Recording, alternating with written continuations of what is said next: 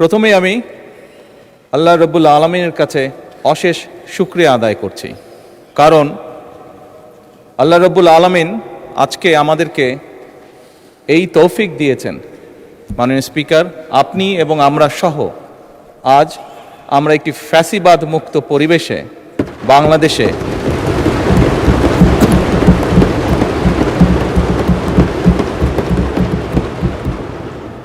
বাংলাদেশের মানুষের সমর্থনের ভিত্তিতে এই সংসদ অধিবেশনে বসেছি এবং আলহামদুলিল্লাহ আল্লাহর রহমতে প্রায় 1 মাস 25 দিন যাবৎ এই সংসদ পরিচালিত হয়েছে এবং দেশ এবং দেশের জনগণের স্বার্থে আমরা এখানে আলোচনা করেছি এবং গুরুত্বপূর্ণ সিদ্ধান্ত গ্রহণ করেছি।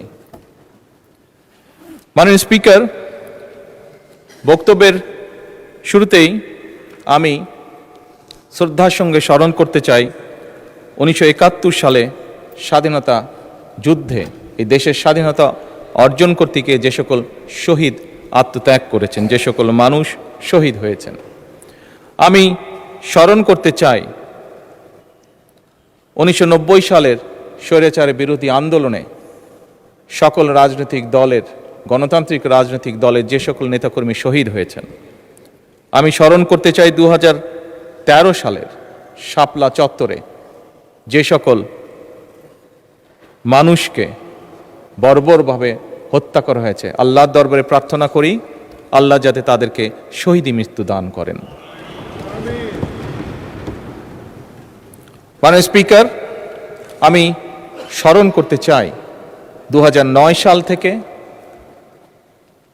2024 সালের 5ই আগস্ট পর্যন্ত এই দেশের মানুষের কথা বলার অধিকার, রাজনৈতিক অধিকার, অর্থনৈতিক স্বাধীনতা অধিকার যেটা ছিনিয়ে নেওয়া হয়েছিল, সেই অধিকার পুনঃপ্রতিষ্ঠার জন্য যে সকল মানুষ আত্মত্যাগ করেছেন প্রত্যেকটি মানুষকে আমি স্মরণ করতে চাই, তাদের আত্মার মাগফিরাত কামনা করতে চাই। একই সাথে এই দীর্ঘ 1 যুগেরও বেশি সময় ধরে সকল রাজনৈতিক দল যারা গণতন্ত্রে বিশ্বাসী, যারা রাজপথে থেকে দুর্বার প্রতিরোধ গড়ে তুলেছিল স্বৈরাচারের বিরুদ্ধে, এবং সেই রাজনৈতিক দলের যে সদস্যরা বিভিন্নভাবে আহত হয়েছে তাদেরকে শ্রদ্ধার সঙ্গে আজকের এই সংসদ অধিবেশনে আমি স্মরণ করতে চাই। মাননীয় স্পিকার, আজকের এই সংসদ, মাননীয় সম্মানিত বিরোধী দলীয় নেতা সঠিকভাবেই বলেছেন যে আজকের এই সংসদের দিকে সমগ্র বাংলাদেশ তাকিয়ে আছে। এই সংসদের দিকে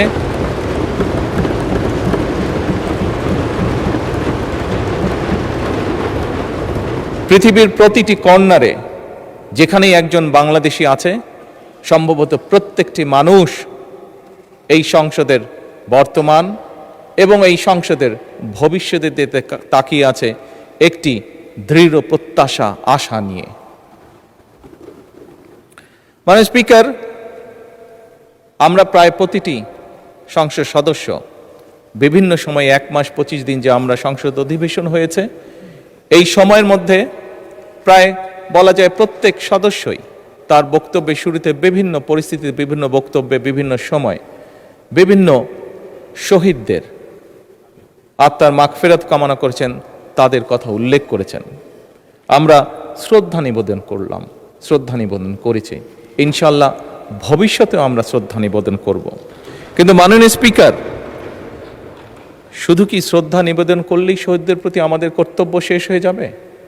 অবশ্যই নয়। মাননীয় স্পিকার, যে সকল মানুষ জীবন উৎসর্গ করেছেন, যে সকল মানুষ আহত হয়েছেন, পঙ্গুত্ব বরণ করেছেন, প্রত্যেকটি মানুষের একটি প্রত্যাশা বা একটি আকাঙ্ক্ষা ছিল এবং সেই প্রত্যাশা, সেই আকাঙ্ক্ষাকে সামনে রেখেই সেই মানুষটি সেদিন রাজপথে ঝাঁপিয়ে পড়েছিল এদেশের মানুষের রাজনৈতিক অধিকারকে প্রতিষ্ঠিত করার জন্য।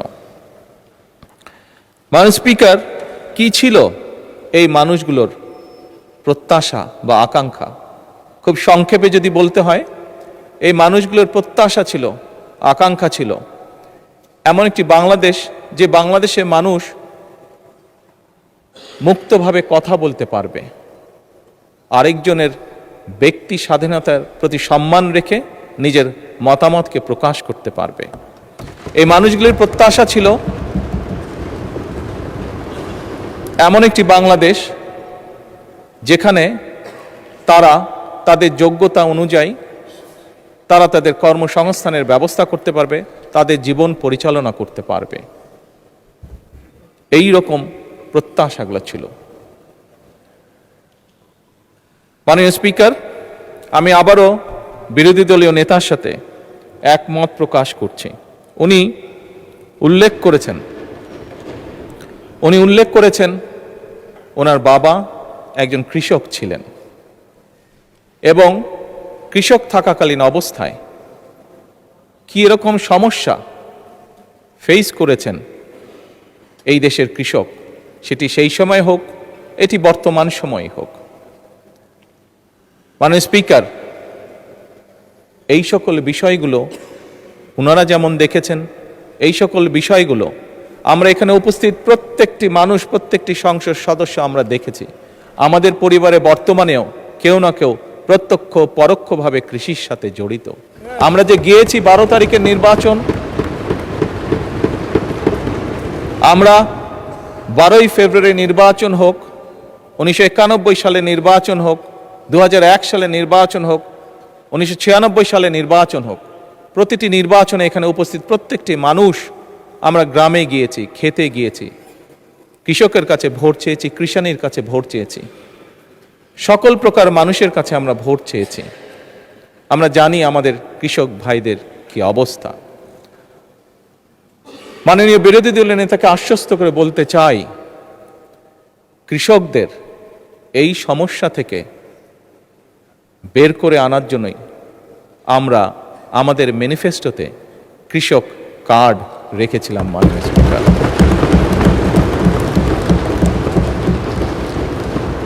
আবারও নির্দ্বিধায় বলতে হবে, আল্লাহ রব্বুল আলমীর কাছে শুকরিয়া আদায় করা ছাড়া কোনোই উপায় নেই। আল্লাহর রহমত ছিল বলেই বাংলাদেশের মানুষের সমর্থন নিয়ে আমরা সরকার গঠন করার পরে দ্রুততার সাথে আমরা চেষ্টা করেছি সেই কৃষক ভাইদের পাশে দাঁড়ানোর জন্য। আজকে হ্যাঁ, মাননীয় স্পিকার, হয়তো অনেকেই বলতে পারে যে কয়জনকে আপনারা দিয়েছেন কৃষক কার্ড। আমরা দেওয়া শুরু করেছি মাননীয় স্পিকার, পর্যায়ক্রমিকভাবে আমরা কৃষক বলতে যাদেরকে বোঝায় তাদের কাছে ধীরে ধীরে আমরা পৌঁছাবো। এবং শুধু কৃষক বলতে সাধারণত আমরা যে বুঝি যে মানুষগুলো, শুধু তাই নয়, যে ধান ফলায় শুধু সেই কৃষকই নয়, যে ধান ফলায়, যে মৎস্য চাষ করে, যে গবাদি পশু চাষ করে, প্রত্যেক ধরনের কৃষকের কাছে আমরা পৌঁছতে চাই। এবং এটাই বলতে পারি, আমরা মাননীয় স্পিকার শুরু করেছি Lily ultra soft serum gel, যা গভীর থেকে স্কিনে দেয় 3 গুণ সিরাম হাইড্রেশন। সিরাম জেল হাইড্রেশনে ব্রাইট থাকো সব সিজনে। আল্লাহর রহমতে আমরা এই কাজটি শুরু করেছি। কৃষকের ভাগ্য পরিবর্তনের কাজ আমরা শুরু করেছি, এই সংসদে নির্বাচিত প্রতিনিধিরা শুরু করেছে। এবং একটু আগে বিরোধী দলের নেতা ওই গ্যালারি দেখিয়ে বললেন যে ওখানে ভবিষ্যৎ প্রজন্ম যারা বসে আছে, ইনশাল্লাহ তারা সেই কাজটিকে এগিয়ে নিয়ে যাবে এই কৃষকদের ভাগ্য পরিবর্তন করার জন্য। মাননীয় স্পিকার, খুব সঠিকভাবে বিরোধী দলের নেতা বলেছেন এই দেশের শিক্ষা অঙ্গন বা ছাত্রদের কথা। মাননীয় স্পিকার,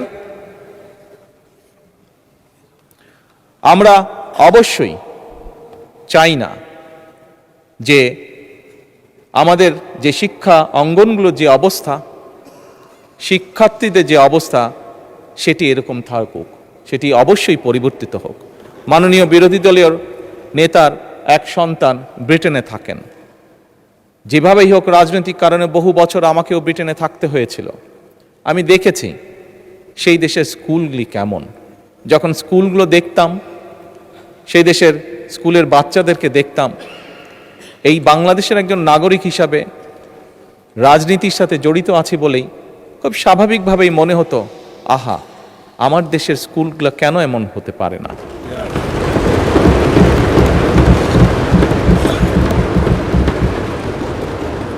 মাননীয় স্পিকার, দেখেছি সেখানে কিভাবে প্রাইমারি স্কুলের কথা যদি বলি, আমি যেখানে থাকতাম তার আশেপাশে প্রাইমারি স্কুল ছিল, সেজন্যই সেটি বেশি চোখে পড়তো।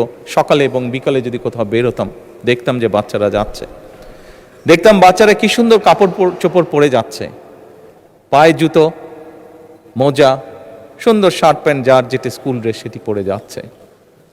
মাননীয় স্পিকার, মনের মধ্যে একটি কষ্ট হতো যে আমার দেশের প্রাইমারি স্কুলের বাচ্চারা কবে এরকম সুন্দরভাবে স্কুলে যাবে। মাননীয় স্পিকার, প্রাইমারি স্কুলের টিচার 2-4 জন যাদেরকে চিনতাম, দেখতাম যে তারা কি সুন্দরভাবে বাচ্চাদেরকে ক্লাসে শিক্ষা দান করছে। মাননীয় স্পিকার, আজকে এই সংসদকে আল্লাহ রাব্বুল আলামিন রহমত করেছেন এবং সে কারণেই মাননীয় স্পিকার আমাদের পক্ষে সিদ্ধান্ত নেওয়া সম্ভব হয়েছে। আমরা সেদিন যেই প্রত্যাশাটি, মনের মধ্যে যে আশাটি ছিল, আল্লাহ চান তো এই আশা আমরা ইনশাল্লাহ পূরণ করতে পারবো। সেজন্যই এই সংসদে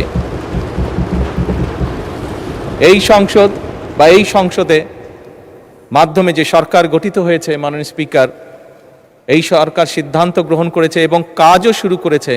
আমরা ইনশাল্লাহ আগামী জুলাই মাস থেকে পর্যায়ক্রমিকভাবে ধীরে ধীরে প্রাইমারি স্কুলের বাচ্চাদেরকে স্কুল ব্যাগ দিব, পর্যায়ক্রমিকভাবে বাচ্চাদের আমরা স্কুল ড্রেস দিব এবং পর্যায়ক্রমিকভাবে মাননীয় স্পিকার আমরা বাচ্চাদেরকে জুতার ব্যবস্থাও ইনশাল্লাহ করব। এখন আসুন, মাননীয় স্পিকার, বিরোধী দলীয় নেতা বলেছেন পরিবেশের কথা। কিসের পরিবেশ? শিক্ষাঙ্গনের পরিবেশ। উনি ওনার কিছু কনসার্ন এক্সপ্রেস করেছেন। মাননীয় স্পিকার, আমিও এই দেশের শিক্ষা প্রতিষ্ঠানে পড়েছি। 90-এর স্বৈরাচার বিরোধী আন্দোলনের সময় আমি বেশ অনেকবার সেই সময় রাজনৈতিক ডামাডোলে শিক্ষাঙ্গনের মধ্যে পড়েছিলাম।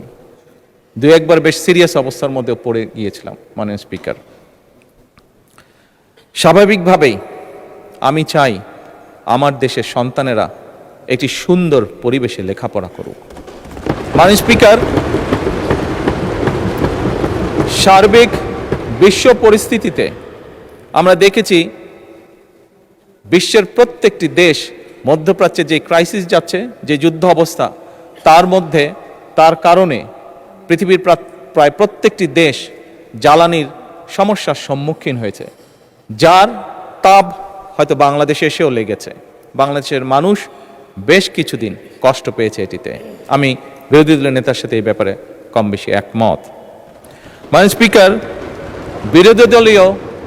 বিরোধী দলের পক্ষ থেকে সেদিন একটি প্রস্তাবনা দেওয়া হয়েছিল যে এই সমস্যাটি যদি আমরা উভয় একসাথে বসি আলোচনা করি, তাহলে হয়তো মিটমাট করা বা একটা শুরু বের করা সম্ভব হবে। মাননীয় স্পিকার, সেদিন পরের দিন আপনি উপস্থিত ছিলেন এই সংসদে। আপনার সামনেই আমি আমাদের অবস্থান থেকে আমাদের প্রস্তাবনা বিরোধী দলের কাছে উপস্থাপন করেছি। আমরা যৌথভাবে একটি কমিটি গঠন করেছি এ ব্যাপারে আলোচনা করে কি সিদ্ধান্ত নেওয়া যায় যাতে দেশের মানুষ স্বস্তিতে থাকতে পারে। মাননীয় স্পিকার, আমি মনে করি আমরা আজও এই সমস্যার সমাধান উভয় পক্ষ একসাথে বসে নিশ্চয়ই ইনশাল্লাহ বের করতে সক্ষম হব।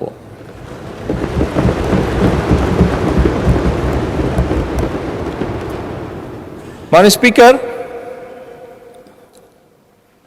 যে কথাটি একটু আগেই বলেছি, অনেকদিন বাধ্য হয়ে বিদেশে থাকতে হয়েছিল। এছাড়াও এর আগে যখন দেশে ছিলাম, মাননীয় স্পিকার, দলীয় রাজনৈতিক কারণে প্রায় বাংলাদেশের বিভিন্ন গ্রাম, জেলা, উপজেলা, পৌরসভা সফর করেছি দলীয় কাজে। মাননীয় স্পিকার, সেই সময় দেখেছি এবং সেই সময় দেখে আমার কাছে মনে হয়েছে যে এই দেশে আমরা যত পরিকল্পনাই গ্রহণ করি না কেন, মাননীয় স্পিকার, এই পরিকল্পনাগুলোকে যদি সফল করতে হয়, দেশের অবস্থার যদি পরিবর্তন করতে হয়, মাননীয় স্পিকার, তাহলে আমাদের এই টোটাল জনসংখ্যার অর্ধেক যারা, তাদেরকে আমরা যদি অবজ্ঞা করি, পেছনে ফেলে রাখি, তাহলে কোনোভাবেই সেটি সম্ভব নয় মাননীয় স্পিকার।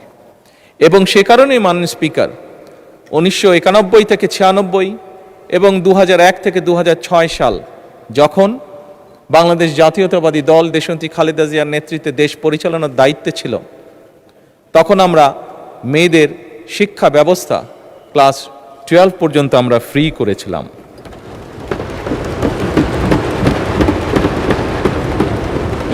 মাননীয় স্পিকার,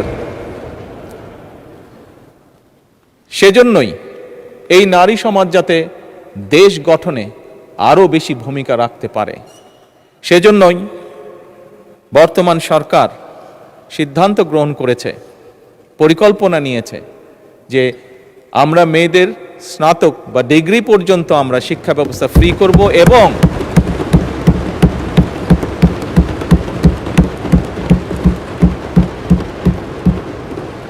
মাননীয় স্পিকার, যারা ভালো রেজাল্ট করবে, যে সকল মেয়েরা ভালো রেজাল্ট করবে, তাদেরকে আমরা উপবৃত্তির ব্যবস্থা করব ইনশাআল্লাহ সরকার থেকে। মাননীয় স্পিকার, শুধুমাত্র লেখাপড়াই নয়, মেয়েদেরকে, নারীদেরকে যদি আমরা অর্থনৈতিকভাবে স্বাবলম্বী করে গড়ে তুলতে পারি, তাহলে দেশকে আরও দ্রুত সামনের দিকে এগিয়ে নিয়ে যাওয়া সম্ভব। এবং এইটি করার লক্ষ্যেই আমরা ফ্যামিলি কার্ড নামে একটি কার্ড, এটার প্রতিশ্রুতি আমরা নির্বাচনের আগে দেশের জনগণের কাছে দিয়েছিলাম। আবারও আল্লাহর কাছে অশেষ শুকরিয়া আদায় করি, আল্লাহর রহমতে এই ফ্যামিলি কার্ড যেটি আমরা প্রতিশ্রুতি দিয়েছিলাম, সেটিরও বাস্তবায়নের কাজ আমরা শুরু করেছি। এবং এই সংসদেই মাননীয় স্পিকার, দুদিন আগে আমাদের তরুণ সদস্য জনাব হাসনাত আমাকে ফ্যামিলি কার্ড নিয়ে একটি প্রশ্ন করেছিলেন যে এই ফ্যামিলি কার্ড কিভাবে কন্ট্রিবিউট করতে পারে দেশের ইকোনমিতে। আমি সংক্ষেপে সেটি তুলে ধরেছিলাম এই মহান সংসদের সামনে। এবং সেদিন আমি পরিষ্কারভাবে বলেছিলাম, অনেকেই হয়তো, অনেকের মনেই প্রশ্ন আছে এত টাকা কিভাবে দিবে এবং এত টাকা এইভাবে দিয়ে দিলে সম্ভব কিনা। আমাদের সকলকে বিষয়টি একটু অন্যভাবে দেখতে হবে। যেই টাকাটি আমরা ফ্যামিলি কার্ডের মাধ্যমে দিচ্ছি, এটি ইনভেস্টমেন্ট হিসেবে দেখতে হবে, এবং আপনি যখন ইনভেস্ট করবেন রিটার্ন অবশ্যই আসবে। আমি সেদিন বলেছিলাম, মাননীয় স্পিকার, আমি সেদিন বলেছিলাম যে এই ফ্যামিলি কার্ডের যেই টাকা ফ্যামিলি কার্ডে যাবে, একজন নারী যেটি পাবে, উনি যেই কাজে ব্যবহার করবেন এই টাকাটা, সেই ব্যবহৃত টাকাটা এই দেশের গ্রামীণ অর্থনীতিকে ধীরে ধীরে শক্তিশালী করে তুলবে।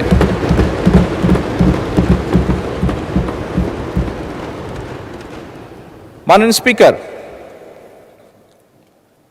মাননীয় বিরোধী দলীয় নেতা ওনার নির্বাচনী এলাকা সম্পর্কে একটি কথা বলেছেন, বেশ কিছু বিবরণ দিয়েছেন।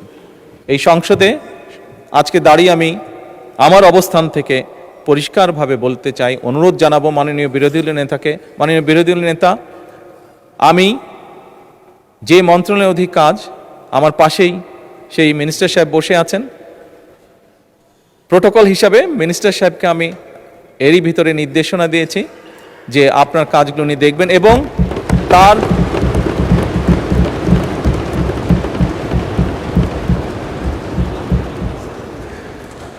বিরোধী দলীয় উপনেতা বোধহয় কিছু বলতে চাইছেন, কোনো অসুবিধা নেই।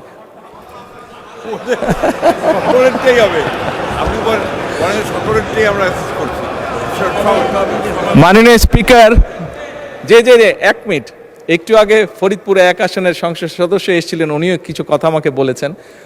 মাননীয় স্পিকার, আমি প্রথমেই বলেছি এই সংসদ বাংলাদেশের মানুষের জন্য, এই সংসদ বাংলাদেশের জন্য।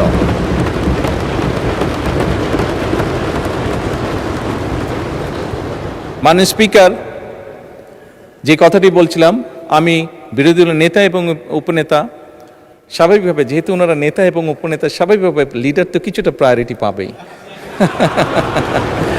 ওনাদের দুজনকে বলব, দয়া করে আপনাদের বিষয়গুলো যদি আমার অফিসেও যদি একটা কপি পাঠিয়ে দেন, আমি নিজে চেষ্টা করব দেখার জন্য বিষয়গুলো।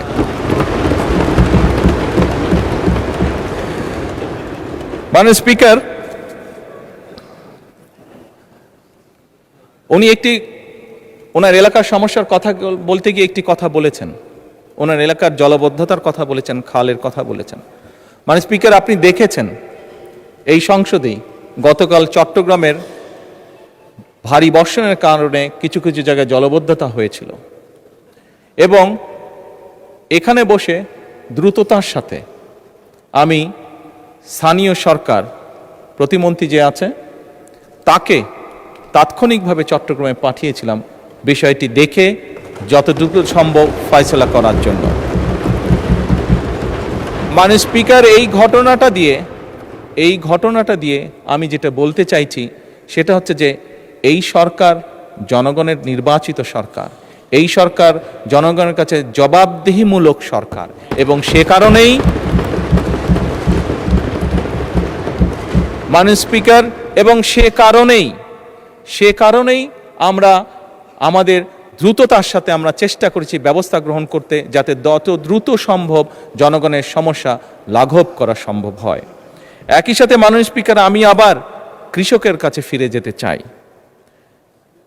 আমরা দেখেছি আজকেও যদি আমরা পত্রপত্রিকা খুলি, সবগুলো পত্রপত্রিকাতে আজকে নিউজ আছে আমাদের বিভিন্ন অঞ্চলগুলো, নেত্রকোনা, কিশোরগঞ্জ, সুনামগঞ্জ, ময়মনসিংহ সহ আরও বেশ কিছু অঞ্চল মাননীয় স্পিকার ভারী বর্ষণের কারণে গত 48 ঘন্টায় বেশ ভারী বর্ষণ হয়েছে অনেকগুলো জায়গায় এবং তার কারণে বড় ফসলে অনেক ক্ষতি হয়েছে। মাননীয় স্পিকার, এখানে আমাদের ত্রাণ মন্ত্রী বসে আছেন দুলু সাহেব, যার কথা বিরোধী দল নেতা উল্লেখ করেছেন। ওনাকে গতকালকেই আমি নির্দেশনা দিয়েছি, তারও দুদিন আগে যখন ওয়েদার ফোরকাস্ট আমি দেখেছিলাম সেই স্থানীয় প্রশাসনকে আমি নির্দেশনা দিয়েছিলাম যে সকলের লিস্ট করে কোথায় কোথায় বোরো ধানের কৃষক আছে, কারা কারা ক্ষতিগ্রস্ত হতে পারে, কি কি হতে পারে সেই ব্যবস্থা গ্রহণ করার জন্য। মাননীয় স্পিকার, এই কথাটা দিয়েও আমি বলতে চাইছি যে এই সরকার জনগণের সরকার, জনগণের নির্বাচিত সরকার। আমাদের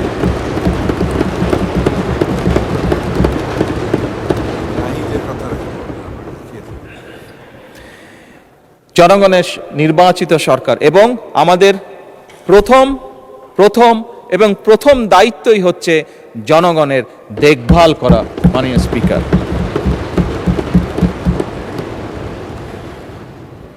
এবং সে কারণে মাননীয় স্পিকার, বিরোধী নেতা এলাকায় উনি যে কষ্টটা পাচ্ছেন জলাবদ্ধতার কারণে, এই সমস্যাটি সমগ্র বাংলাদেশেই কম বেশি আছে।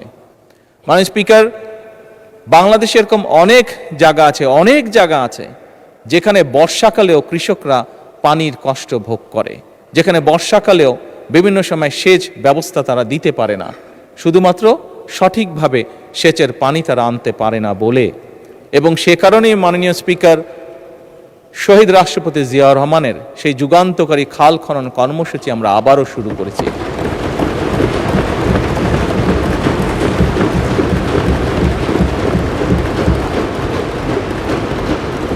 এই খাল খনন কর্মসূচি শুধুমাত্র যে সেচের পানির জন্য আমরা করছি তা নয়।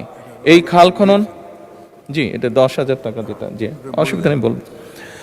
এই খাল খনন যে শুধুমাত্র সেচের পানির জন্য আমরা ব্যবস্থা করছি তার জন্য নয়। মাননীয় স্পিকার, 20 কোটি মানুষের দেশ, বহু জায়গায় আপনি গ্রামের সন্তান। মাননীয় স্পিকার, আপনি দেখেছেন আপনার এলাকাতেও, আমরা সবাই জানি কম বেশি আমাদের প্রত্যেকের এলাকাতে গ্রামে কৃষকরা ডিপ টিউবওয়েল ব্যবহার করছেন। ঢাকা শহরে প্রতিদিন প্রায় 3 লক্ষ লিটার পানির প্রয়োজন হয়। 3 কোটি লিটার পানির প্রয়োজন হয়। এর অধিকাংশ, অর্ধেকের মতন নদী থেকে আনা হচ্ছে, আবার প্রায় অর্ধেকের মতন পানি মাটির নিচ থেকে টেনে তোলা হচ্ছে। এর ফলে পানির যে স্তর সেটি অনেক নিচে নেমে যাচ্ছে। মাননীয় স্পিকার, আমরা যদি এরকম এই বিষয়গুলো যদি এখনই অ্যাড্রেস না করি, আগামী যে ভবিষ্যৎ প্রজন্ম যারা ওই গ্যালারিতে বসে একটু আগে আমাদের আলোচনা শুনেছিল, এই মানুষগুলো, এই সন্তানগুলো বিপদে পড়ে যাবে। এবং এর বাংলাদেশের প্রেক্ষাপটে এই সমস্যার সমাধান হচ্ছে আমরা যদি এখন কাজ শুরু করি। মাননীয় স্পিকার, এর শুভফল পেতেও আমাদের প্রায় 20 বছরের মতন সময় লাগবে। আমরা যদি আজকে খাল খনন শুরু করি, এই খালের পানি আস্তে আস্তে নিচে যাবে এবং যেই জায়গাটা খালি হয়ে গেছে সেটা রিফিল হতেও মিনিমাম 20 বছর সময় লাগবে মাননীয় স্পিকার। সেজন্যই মাননীয় স্পিকার আমরা এই খাল খনন কর্মসূচি শুরু করেছি। আমরা শিক্ষার কাজ শুরু করেছি। স্কুলের প্রাইমারি স্কুলের ছেলেদের বাচ্চাদেরকে আমরা ব্যাগ বই জুতো দিয়ে আমরা তাদেরকে উৎসাহিত করতে চাচ্ছি লেখাপড়ায়। আমরা প্রাইমারি স্কুলের শিক্ষকদেরকে তাদের সম্মানই বাড়াতে চাচ্ছি, যাতে করে তারা মনোযোগ দিতে পারে শিক্ষার্থীদেরকে শেখানোর জন্য। এবং সেই জন্যই মাননীয় স্পিকার আমরা আমাদের ম্যানিফেস্টোতে বলেছিলাম যে আমরা আমাদের টোটাল বাজেটের প্রায় 5% আমরা শিক্ষা খাতে রাখতে চাই। একই সাথে মাননীয় স্পিকার স্বাস্থ্যের কথা এসেছে। এখানে আমার দলের সংসদ সদস্য, বিরোধী দলের সংসদ সদস্য, বহু সংসদ সদস্য বিভিন্ন সময় উল্লেখ করেছেন যে তাদের এলাকায় যে হাসপাতাল আছে, হয়তো একটি বিল্ডিং আছে মাত্র, কিন্তু সেই বিল্ডিংয়ে হয়তো সঠিক ওষুধ নাই, সঠিক যন্ত্রপাতি নাই, সঠিকভাবে ডাক্তার নেই। মাননীয় স্পিকার, সেজন্যই আমরা ঠিক করেছি যে আমরা জিডিপির একটি বড় অংশ শিক্ষা এবং আমাদের স্বাস্থ্য খাতে আমরা ব্যয় করব। এবং মাননীয় স্পিকার, নিশ্চয়ই এই সংসদে আমার আগে বিরোধী দলের নেতা বক্তব্য রেখেছেন, ওনার পরে আমি বক্তব্য রাখছি। উনি যেই কথাগুলো বলেছেন তার পরিপ্রেক্ষিতে আমি যেই কথাগুলো বলছি, নিশ্চয়ই সবাই বুঝতে পারছেন আমাদের লক্ষ্য এক, আমাদের উদ্দেশ্য এক।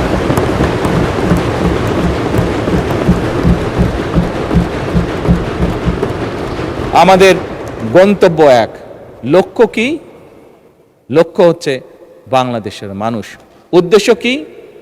উদ্দেশ্য হচ্ছে একটি সমৃদ্ধশালী বাংলাদেশ। গন্তব্য কি? গন্তব্য কি? একটি স্বনির্ভর, নিরাপদ, আত্মনির্ভরশীল বাংলাদেশ।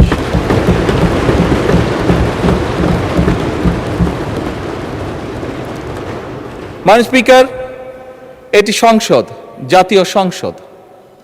মাননীয় বিরোধী দলের নেতা বলেছেন আমরা এগ্রি করছি ডিসএগ্রিমেন্টের জন্য। Agree to disagree. মাননীয় স্পিকার, পৃথিবীর তাবৎ দেশ যারা গণতন্ত্রের চর্চা করে প্রত্যেকটি পার্লামেন্টেই এটি একটি স্বীকৃত বিষয়। মাননীয় স্পিকার, ইয়েস, আজকে হয়তো জুলাই সনদ নিয়ে অনেক কথা হয়েছে, আমি সেই ডিবেটেই যাব না।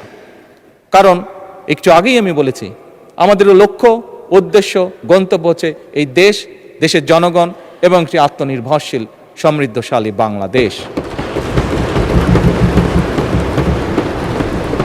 মাননীয় স্পিকার, আমি আবারও বিরোধী দলের নেতার সাথে একমত পোষণ করছি। আমরা গত প্রায় 1.5 মাস ধরে আলোচনা করেছি এই সংসদে। হ্যাঁ, আমরা অনেকগুলো গুরুত্বপূর্ণ বিল পাশ করেছি। বিলের বিষয়ে কোনো বিষয়ে আমরা একমত হয়েছি, কোনো বিষয় হয়তো আমাদের দ্বিমত আছে। মাননীয় স্পিকার, পরিষ্কারভাবে আমার দলের অবস্থান থেকে আমি বলতে চাই যে সকল বিষয়ে আমাদের দ্বিমত রয়েছে আমরা বিরোধী দলের সদস্যদের সাথে বসবো, আলোচনা করব, দেশের স্বার্থে আমরা সমাধান বের করব।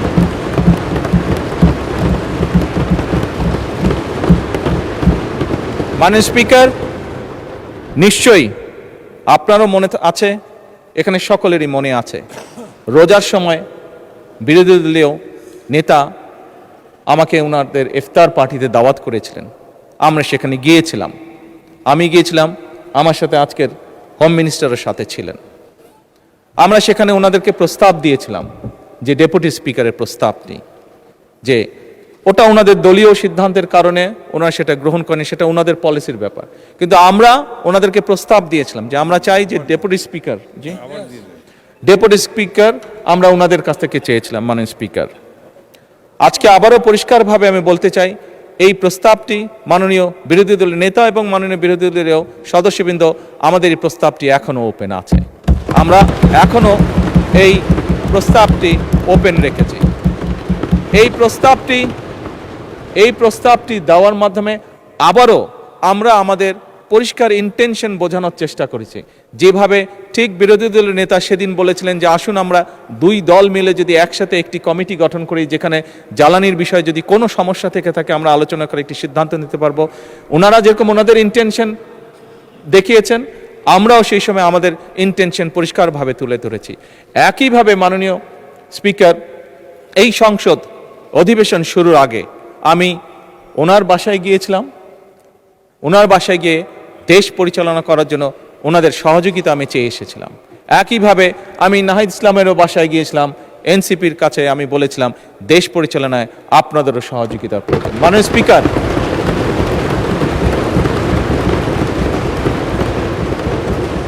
আমি এবং বিরোধী দলের নেতা উভয় আমরা বলেছি সমগ্র বাংলাদেশ এই সংসদ তাকিয়ে আছে, সমগ্র বাংলাদেশ এই সংসদের দিকে তাকিয়ে আছে একটি সুন্দর ভবিষ্যতের জন্য, তাকিয়ে আছে একটি সমৃদ্ধশালী বাংলাদেশের জন্য। মাননীয় স্পিকার, এবং সে কারণেই আমরা মনে করি এটি হয়তো বোঝার ভুল হতে পারে বা দেখার ভুল হতে পারে, হতেই পারে, মানুষ মাত্র ভুল হতেই পারে, কিন্তু আমাদের পক্ষ থেকে, সরকারের পক্ষ থেকে মাননীয় স্পিকার, আমি বলেছি, আমি বলবো এবং বলছি, ইনশাআল্লাহ ভবিষ্যতেও বলবো, এখনো বর্তমানেও বলছি, আমরা চাই আমরা একসাথে কাজ করব। কাজ করতে গেলে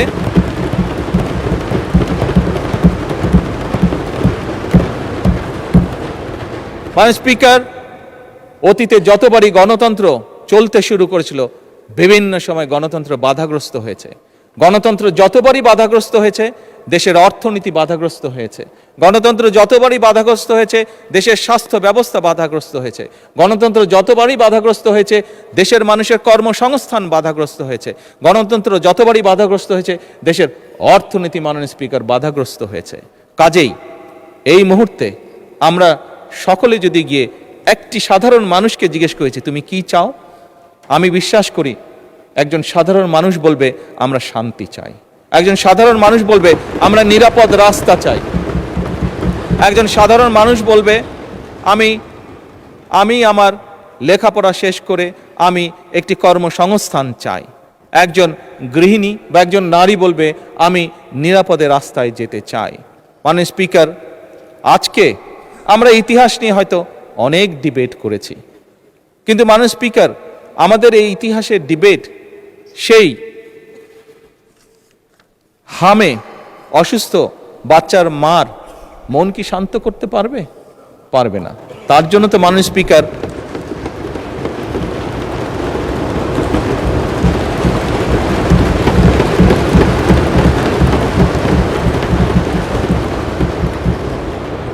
অথবা মাননীয় স্পিকার, যে ছেলেটি ইউনিভার্সিটি পাশ করে চাকরি সংস্থানের জন্য মাসের পর মাস ঘুরে বেড়াচ্ছে, তাকে কি আমরা আমাদের এই যে ঐতিহাসিক ডিবেট, কে আমরা কি করেছি অতীতে, সেই ডিবেট দিয়ে তাকে কি আমরা কিছু বুঝ দিতে পারবো? মাননীয় স্পিকার, পারবো না।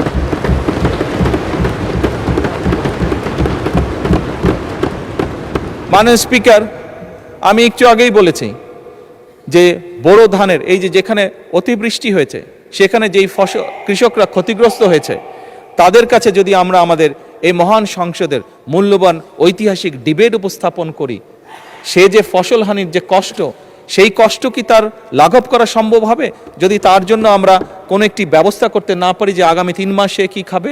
হবে না। মাননীয় স্পিকার, তাকে আমার খাবারের ব্যবস্থা করতে হবে, ওই বেকার যুবকটির জন্য আমার কর্মসংস্থানের ব্যবস্থা করতে হবে, হামে আক্রান্ত শিশুর জন্য তার মায়ের সান্ত্বনার জন্য আমাকে ওষুধের ব্যবস্থা করতে হবে।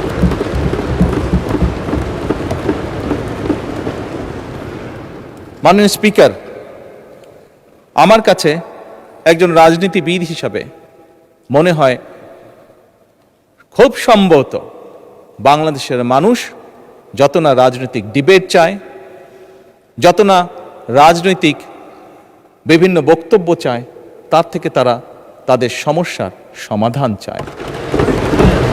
মাননীয় স্পিকার, আজকে এই মুহূর্তে মাননীয় স্পিকার, আমার দলের সদস্যরা এবং ক্ষেত্র বিশেষ আমি দেখছি বিরোধী দলের বন্ধুরাও আমার কিছু কথায় টেবিল থাপড়াচ্ছেন।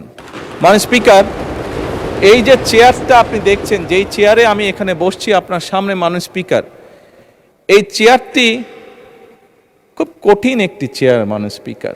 এই চেয়ারটি দেখলে মনে হয় বসতে খুব আরাম, আসলে মাননীয় স্পিকার মোটেও আরামের না।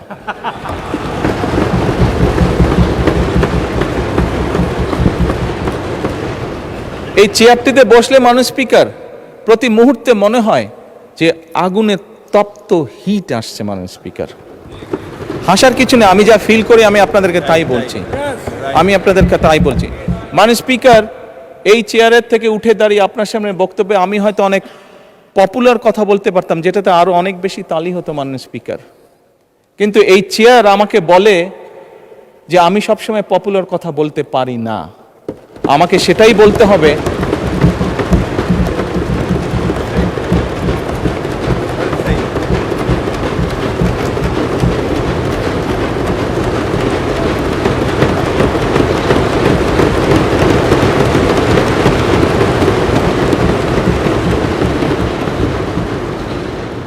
মাননীয় স্পিকার। একজন রাজনীতিবিদ হিসাবে আমারও তো ইচ্ছা করে পপুলার কথা বলতে, যাতে জোরে জোরে তালি পায়, কিন্তু এই চেয়ার প্রতি মুহূর্তে আমাকে স্মরণ করে দেয়, no, you have to take the right decision, not the popular decision.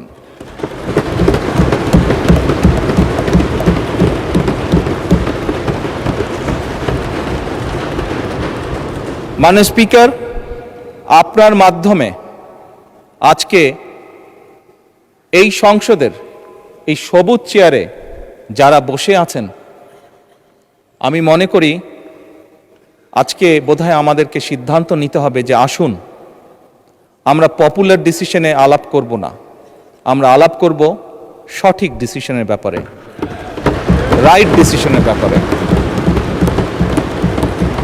মাননীয় স্পিকার, আজকে এই সংসদ অধিবেশনের শেষ দিন, আজকে অধিবেশন শেষ হয়ে যাবে। আমার সংসদ নেতা হিসেবে আমার দলের সদস্যদের কাছে, বিরোধী দলীয় বন্ধুদের কাছে, সহকর্মীদের কাছে, সদস্যদের কাছে আমার অনুরোধ থাকবে যে আসুন আগামী অধিবেশন যেটি শুরু হবে সেখানে আমরা আলোচনা করব আমরা কত দ্রুত দেশে বিদ্যুতের সমস্যার সমাধান করতে পারি।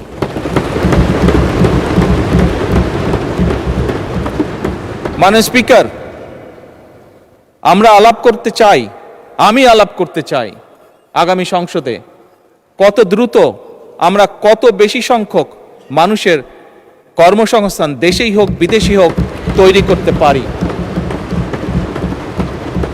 মাননীয় স্পিকার, এই সংসদে দাঁড়িয়ে আমি আলাপ করতে চাই যে আমাদের শিক্ষা প্রতিষ্ঠান, আমাদের হাসপাতালগুলোতে কত দ্রুত শিক্ষা এবং চিকিৎসা সুবিধা আমরা পৌঁছে দিতে পারি।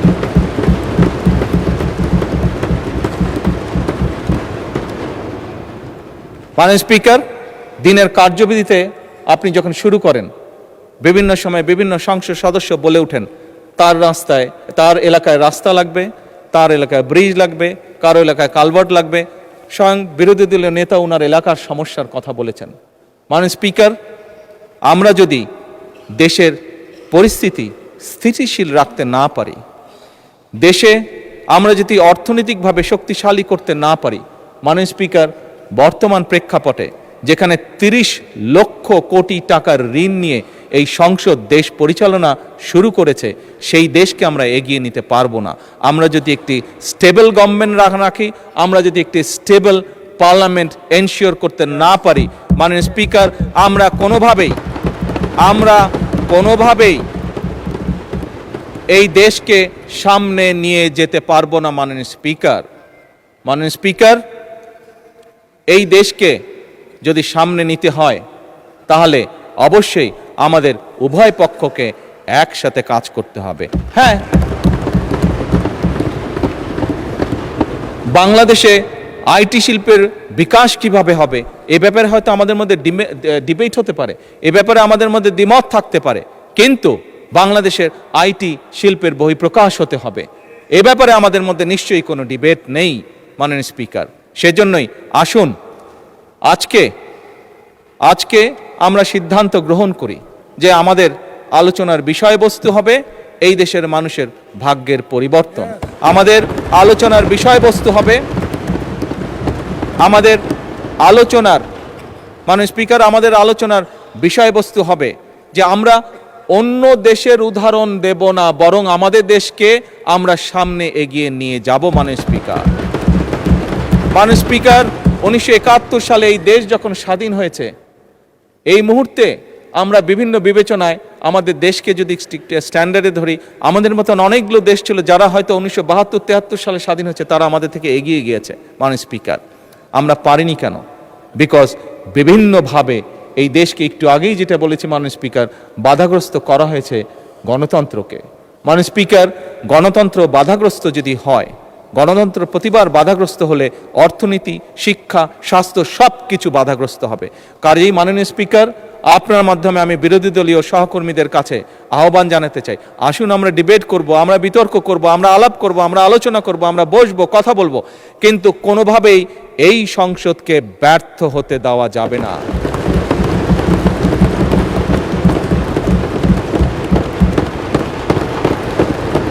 স্পিকার, অতীতে আমরা দেখেছি সরকারকে ব্যর্থ করার জন্য 173 দিন হরতাল ডাকা হয়েছিল। স্পিকার, হ্যাঁ, সেই সরকার হয়তোবা ক্ষতিগ্রস্ত হয়েছিল, সরকার হয়তো পরবর্তীতে ক্ষমতায় থাকেনি, ক্ষমতায় আসেনি, কিন্তু স্পিকার, কেউ একজন সদস্য, সেটি আমার দলের সদস্য হোক, সেটি বিরোধী দলীয় সদস্যরা হোক, বুকে হাত দিয়ে বলতে পারবেন যে বাংলাদেশ ক্ষতিগ্রস্ত হয়নি? এই 173 দিনের হরতালে বাংলাদেশ ক্ষতিগ্রস্ত হচ্ছে, যেই ক্ষতির মাসুল আজও আমাদেরকে টেনে নিয়ে যেতে হচ্ছে বছরের পর বছর, যুগের পর যুগ। স্পিকার, কাজেই স্পিকার, আমি আর সময় নিব না। অনেক বিরোধী দলীয় নেতাকে আপনি সময় রিমাইন্ডার দিয়েছেন, আমি চাই না যে আমাকে আপনি সময় রিমাইন্ডার দিন। স্পিকার,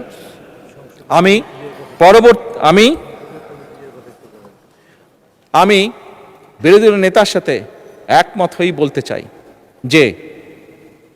যে কথাটি কয়েকবার আমি রিপিট করেছি, আবারও আমি রিপিট করতে চাই, কারণ আমি মনে করি এটা উনি একটি ইম্পর্টেন্ট কথা বলেছেন, যার সাথে আমি সম্পূর্ণভাবে একমত। এই সংসদ মানে পুরো বাংলাদেশ।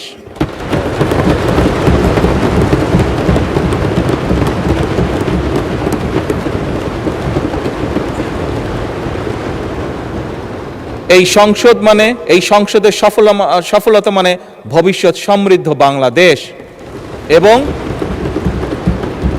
স্পিকার, এটি সংসদের রীতি, সংসদের নীতি। স্পিকার, একটি দল সরকারে থাকবে, একটি দল বিরোধী দলে থাকবে। সেই জন্যই আমি বারে বারে বলছি, এই সংসদের দ্বারা গঠিত সরকার। স্পিকার, এই সরকারের টিকে থাকা, এই সরকারের সফলতা মানেই কিন্তু সমৃদ্ধির পথে এগিয়ে যাওয়া। কারণ আমি বিশ্বাস করি এই সংসদ এমন একটি সংসদ যা বাংলাদেশের অতীতে কোনো দিন হয়নি। বর্তমানে সংসদ, বর্তমান এবং ভবিষ্যতে হবে সেটি হলো উভয় পক্ষ দেশের স্বার্থে আমরা একসাথে কাজ করব।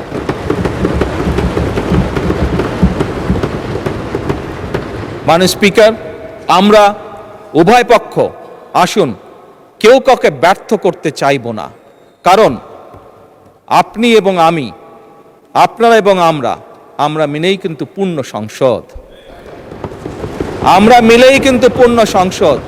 কাজে আপনি ব্যর্থ হলে আমি ব্যর্থ, আমি ব্যর্থ হলে আপনি ব্যর্থ, এই কথাটি আমাদেরকে মনে রাখতে হবে। এবং আমরা যে কোনো একজন ব্যর্থ হলেই বাংলাদেশ ব্যর্থ হয়ে যাবে। আমরা কেউই এই সংসদের কোনো একজন সদস্য আমরা শয়নে স্বপ্নে কেউ ব্যর্থ বাংলাদেশ দেখতে চাই না। কারণ বর্তমান বাংলাদেশ ৭১-এর পরবর্তী বাংলাদেশ যেরকম শহীদের রক্তের উপরে দাঁড়িয়েছিল, বর্তমান বাংলাদেশ এবং বর্তমান সংসদ একইভাবে হাজারো শহীদের রক্তের উপরে দাঁড়িয়ে আছে।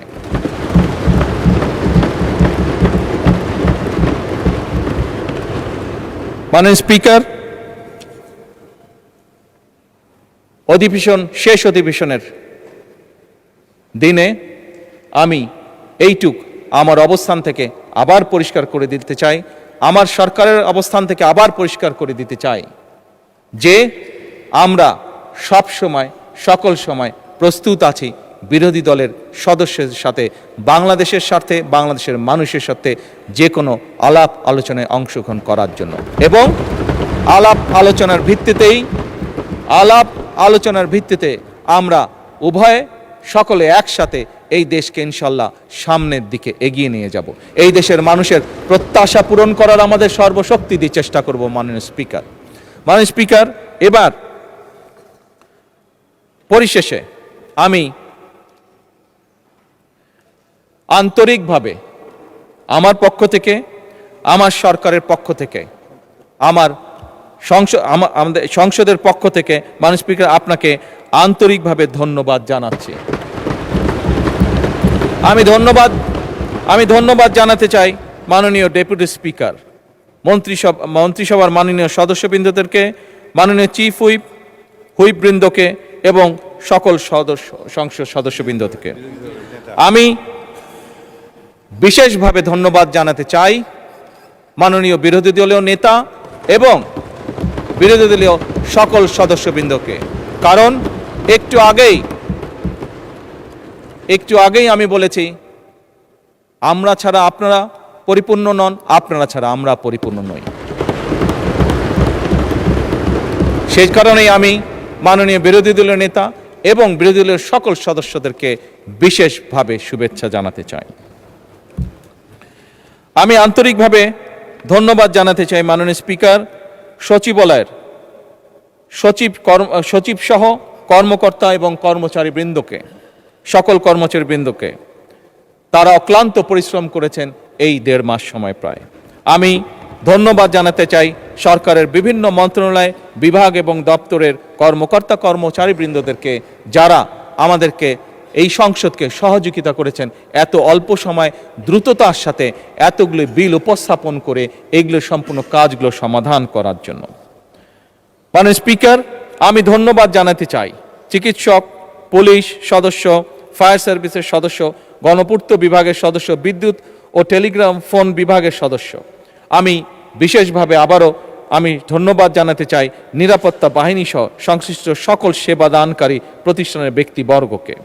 জাতীয় দৈনিক পত্রিকা, বিভিন্ন সংবাদ সংস্থা, বাংলাদেশ বেতার, সংসদ, বাংলাদেশ টেলিভিশন ও বেসরকারি টিভি চ্যানেল সহ দেশের সকল গণমাধ্যম, সাংবাদিক, কর্মকর্তা, কর্মচারী বৃন্দদেরকে আন্তরিকভাবে ধন্যবাদ জানাতে চাই।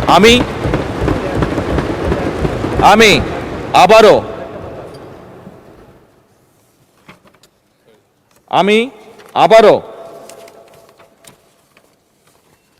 পরিষ্কারভাবে দৃঢ়চিত্তে বলতে চাই যে সকল ব্যক্তি এবং সংস্থাকে আমি ধন্যবাদ জানিয়েছি, তাদের সকলের সহযোগিতার কারণেই আজ আমরা এই সংসদটি সুন্দরভাবে এই অধিবেশনটি সমাপ্ত করতে পারলাম, এবং দেশ গঠনে এই প্রত্যেকটি সংস্থা এবং প্রত্যেক ব্যক্তির অবদান রয়েছে এবং ইনশাল্লাহ ভবিষ্যতেও থাকবে।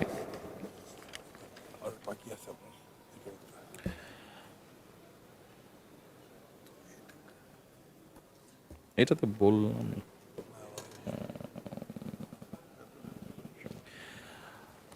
মাননীয় স্পিকার, মাননীয় বিরোধী দলের নেতা,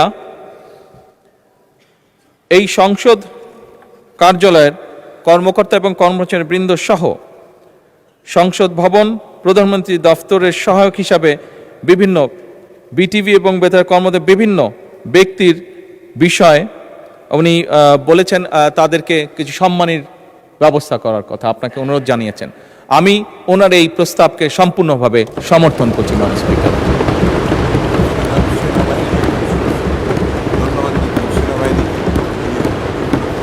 মাননীয় স্পিকার, বাংলাদেশের সশস্ত্র বাহিনী বা সেনাবাহিনী, তাদেরকে আমরা যদি আমাদের ধন্যবাদের তালিকায় না আনি সেটি অন্যায় করা হবে।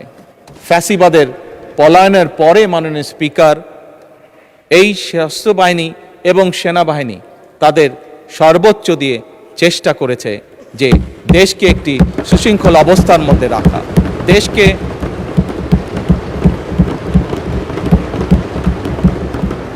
দেশে যাতে কোনো অরাজক পরিস্থিতি তৈরি হতে না পারে। আমি আইন শৃঙ্খলা বাহিনী সহ সশস্ত্র বাহিনীর সকল সদস্যবৃন্দদেরকে আন্তরিকভাবে ধন্যবাদ জানাতে চাই তাদের দায়িত্ব সঠিক সুন্দরভাবে পালন করার জন্য। মাননীয় স্পিকার, আবারও আপনাকে আন্তরিক ধন্যবাদ জানিয়ে আমার বক্তব্য শেষ করছি। বক্তব্য শেষ করার আগে আবারও আমি বলছি, সকল সংসদ সদস্যের প্রতি আমার বিনীত আহ্বান থাকবে, আসুন আমরা এই সবুজ চেয়ারের পবিত্রতা রক্ষা করি। যে দায়িত্ব, যে প্রত্যাশা, যে আশা নিয়ে বাংলাদেশের মানুষ আমাদেরকে পাঠিয়েছে এখানে, আসুন আমরা সেই দায়িত্বের, সেই কর্তব্যের সর্বোচ্চ সম্মান আমরা প্রদান করি, যার মাধ্যমে আমরা দেশের মানুষকে সম্মান প্রদর্শন করব। কারণ দেশ এবং জনগণ থাকলেই আমরা আছি। দেশ এবং জনগণ সম্মান যদি আমরা না করি, তাহলে আমাদের রাজনীতি হয়তো ব্যর্থ হয়ে যাবে। সেই জন্যই আমাদের সবচেয়ে প্রথম হচ্ছে এই দেশের জনগণ এবং এই প্রিয় মাতৃভূমি বাংলাদেশ। মাননীয় স্পিকার, আপনাকে আন্তরিক ধন্যবাদ। আসসালামু আলাইকুম।